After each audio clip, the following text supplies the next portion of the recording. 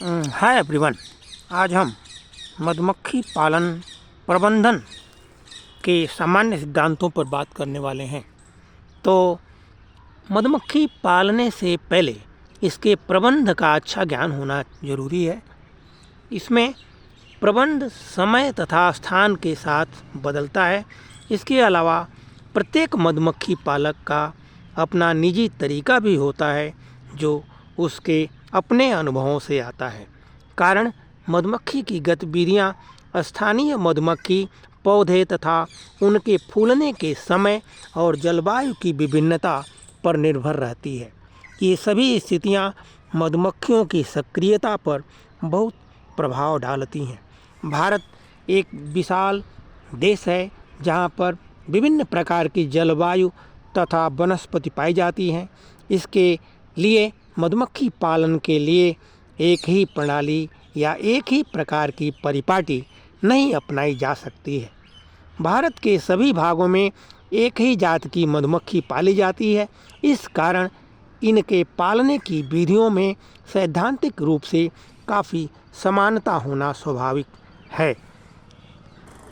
पर्याप्त मात्रा में शहद लेने के लिए हर मधुमक्खी पालक को स्थानीय तथा आसपास के उन फूलों वाले पेड़ पौधों की पूरी जानकारी होनी चाहिए जिन पर मधुमक्खियां जाती हैं। साथ ही यह भी मालूम होना चाहिए कि यह फूल कब और कितने दिन तक फूलते हैं तथा इसमें पराग या मकरंद या दोनों भी मिलते हैं। ध्यान रहे कि मधुमक्खी सभी फूलों पर नहीं आती, इसलिए जहाँ मधुमक्खी पाली जाती है वहाँ मकरंद देने वाली वनस्पतियों का पर्याप्त मात्रा में होना जरूरी है। सारे देश में यदि किसी न किसी प्रकार के फूलों से पराग या मकरंद कम या अधिक मात्रा में मिलता रहे तो ऐसे स्थान मधुमक्खी पालने के लिए बहुत उपयुक्त सिद्ध होंगे। हमारे देश के विभिन्न भागों में साल के कुछ महीने ऐसे होते हैं जबकि मधुमक्खी अपना भोजन काफ़ी मात्रा में इकट्ठा नहीं कर पाती। जैसे उत्तरी भारत में जाड़े और वर्षा का मौसम, भोजन की कमी के कारण रानी अंडे देना बंद कर देती है और अपना परिवार नियोजन शुरू कर देती है, जिसके फलस्वरूप मधुमक्खी मंडल में मधुमक्खियों की संख्या में भारी कमी आ जाती है। अनुकूल समय आते ही फूल उपलब्ध होने पर भी मधुमक्खी पालक को बहुत कम शहद मिल पाता है, क्योंकि मधुमक्खी अतिरिक्त शहद को अपनी संख्या बढ़ाने में लगा देती है।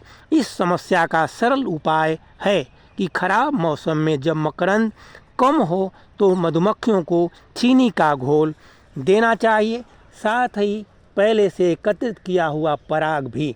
इस कृत्रिम भोजन से मधुमक्खियों की संख्या कम नहीं होती और अच्छा मौसम आते ही मधुमक्खियां मकरंद लाकर मधु पेटिका में तेजी से एकत्र करने लगती हैं। यह अतिरिक्त मधु मधुमक्खी पालक निकाल सकता है। अच्छे मौसम में हर 9 से 10 दिन के बाद कई बार शहद निकाला जा सकता है। इस प्रकार मधुमक्खी से 10 से 40 किलोग्राम तक शहद लेना कोई कठिन काम नहीं है। शहद की मात्रा कितनी होगी यह फूलों की किस्म, उनकी मात्रा तथा मधुमक्खी पालन के उचित तरीकों के इस्तेमाल पर निर्भर करता है। इटालियन मधुमक्खियों की बीपेटिका, कुछ में सुपर एवं सुपर के साथ एपिस मेलिफेरा, सुपर की जो मक्खियां हैं काम करती हुई दिन के समय,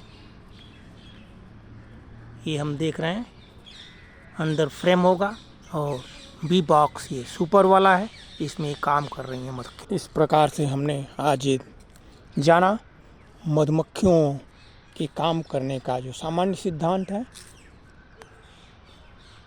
thanks for watching. Thank you. Stay connected.